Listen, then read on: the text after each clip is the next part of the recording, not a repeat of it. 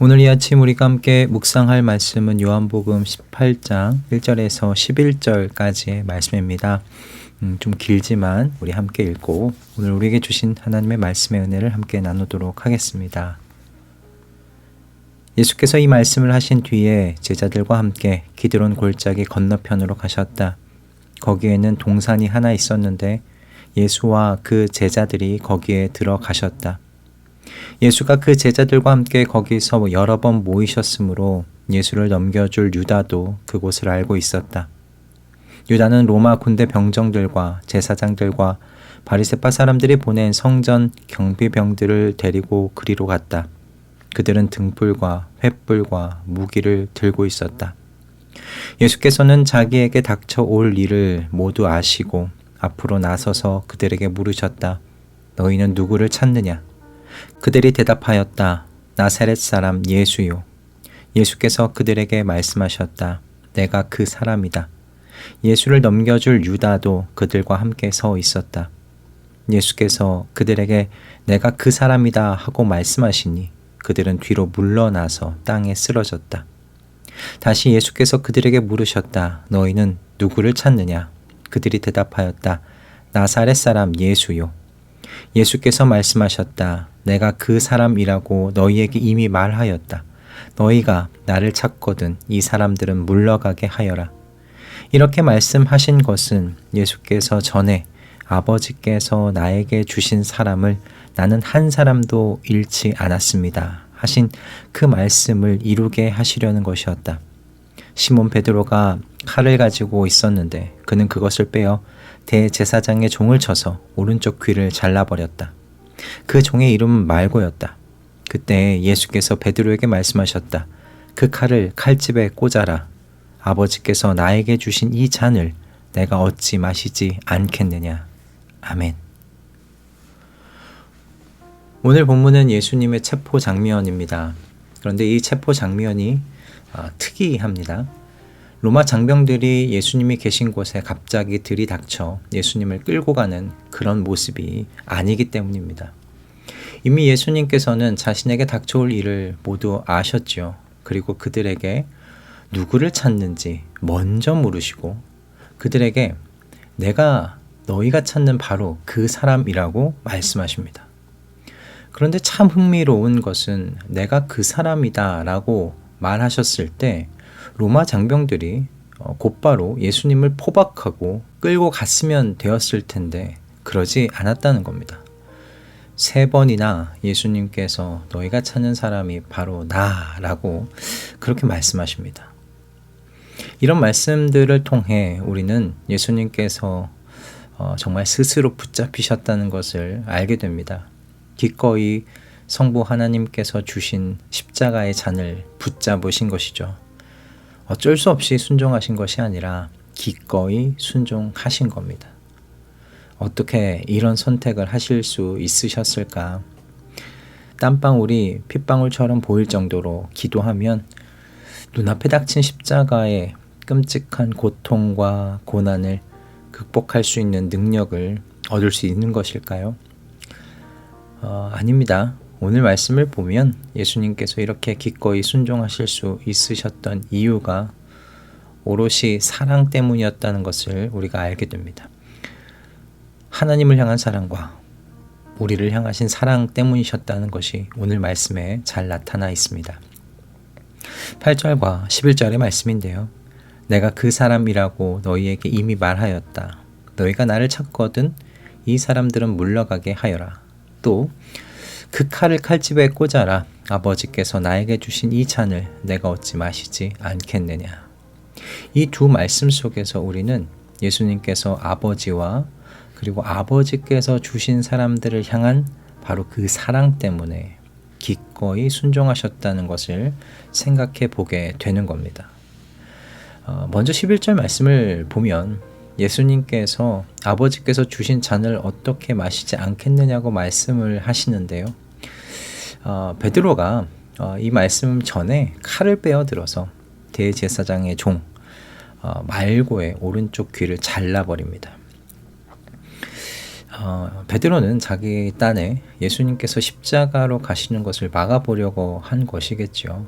그러나 예수님은 그런 그에게 아버지께서 주신 잔을 기꺼이 마시겠다라고 말씀하십니다.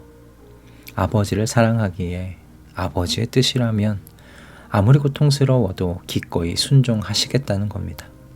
요한복음 14장 31절에서 예수님께서 또 이렇게 말씀을 하셨었죠. 다만 내가 아버지를 사랑한다는 것과 아버지께서 내게 분부하신 그대로 내가 행한다는 것을 세상에 알리려는 것이다. 네, 여러분, 순종은요, 사랑한다는 증거입니다. 그런데 예수님께서 이렇게 순종하신 데에는 또한 우리를 향한 사랑이 이유가 되셨어요. 8절을 보시면 이 사람들은 가게 내버려 두어라 라고 말씀하신 본문의 말씀이 나옵니다. 체포당하시는 그 순간에도 최우선되는 관심사가 무엇이었냐? 제자들을 보호하시는 것이었어요. 이어지는 9절에 더 분명한 이유가 나오죠. 아버지께서 나에게 주신 사람을 나는 한 사람도 잃지 않았습니다. 하신 그 말씀을 이루게 하시려는 것이었다. 예수께서는 제자 중 한 사람도 다치거나 잃을 수 없으셨던 겁니다. 예수님의 이 마음은 오늘도 우리에게까지 이어지고 있습니다. 예수님께서 이렇게 자진하여 십자가의 길을 선택하시는 순종의 모습은 하나님 아버지와 제자들을 향한 사랑의 반응이었습니다. 그리고 하나님께서는 사랑이 저와 여러분의 순종의 동기가 되기를 오늘날 바라고 계십니다. 우리의 순종의 동기가 두려움이 아니라 사랑이 되도록 하시는 하나님의 일하심을 보면서 생각하게 되는 바가 참 많습니다. 사실 힘 있는 사람에게 가장 편한 방식은 힘을 사용하는 거예요. 그래서 내가 원하는 방향대로 상대방이 하도록 이끌어내는 것이죠. 이런 힘의 논리가 사실 부모와 자녀 사이에서 너무나 자주 이렇게 나오는 것 아닌가라는 생각이 들었습니다. 왜냐하면 제가 아빠라는 위치와 그 힘으로 찍어 누르듯 했던 모습으로 제 자녀에게 순종을 강요했던 순간들이 이게 머릿속에서 스쳐 지나갔기 때문입니다. 하나님께서 성자를 통하여 보여주신 사랑에 감동되고 감화되어서 하나님께 사랑이 동기가 되어 순종하겠다고 그렇게 제가 고백했습니다. 그런데 이 다짐과 각오가 사람들 사이에서 특히 저보다 약하고 힘이 없는 관계까지 왜 그렇게 적용이 힘든지 전달되기가 힘든지 하지만 여러분 그리스도인은 힘들다고 해도 이 방식을 고수하는 사람들인 줄로 믿습니다. 그것을 위해 특별히 하나님으로부터 부름받은 사람들인 줄로 믿습니다. 저와 여러분이 하나님께 힘으로 권세로 순종을 강요당해 본 적이 없습니다. 그렇다면 우리 또한 가정과 직장과 세상 속에서 하나님께서 우리에게 하신 대로 행해야 하지 않겠습니까? 그렇게 순종할 때 우리는 하나님의 더 깊은 사랑을 알아가게 될 것입니다. 하나님의 식을 각자의 삶에 적용할 때 비로소 하나님께서 그 힘과 권세를 사용하지 아니하시고 사랑으로 우리를 감화하시고 감동케 하신 것이 어떻게 하나님의 영광이 되시는 것인지를 비로소 깊이 깨닫고 알게 될 줄로 믿습니다. 하나님의 영광을 가정에서, 직장에서, 그리고 세상 속에서 매일같이 깨닫고 알아가시는 이 복된 2026년 새해가 다 되시기를 이 아침 주님의 이름으로 축복합니다. 하나님의 그 사랑의 식을 우리 각자의 삶의 모든 자리에 적용하면서 살아내가 보십시다. 할렐루야. 기도하겠습니다. 오늘 예수님께서 아버지를 사랑하시고 우리를 사랑하신 그 마음으로 십자가의 잔을 마신 말씀을 보았습니다.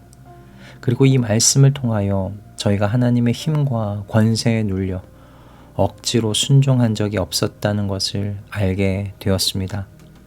하나님께서는 늘 사랑으로 저희를 감동케 하시고 감화케 하셔서 예수님과 같이 기꺼이 순종하게 하셨습니다. 이런 사랑을 알면서도 왜 이 사랑이 저의 주변에 약하고 힘없는 관계까지 이어지지 못하는지요. 주님 용서하여 주시옵소서. 바라옵기는 2026년 우리에게 베푸신 하나님의 사랑의 방식이 우리의 모든 관계에 미치게 하여 주시고, 그래서 하나님의 영광을 더 깊이 알아가게 되는 새해 되게 하여 주시옵소서. 오늘 우리에게 주신 말씀에 감사하오며 우리 주 예수 그리스도의 이름으로 기도드립니다. 아멘.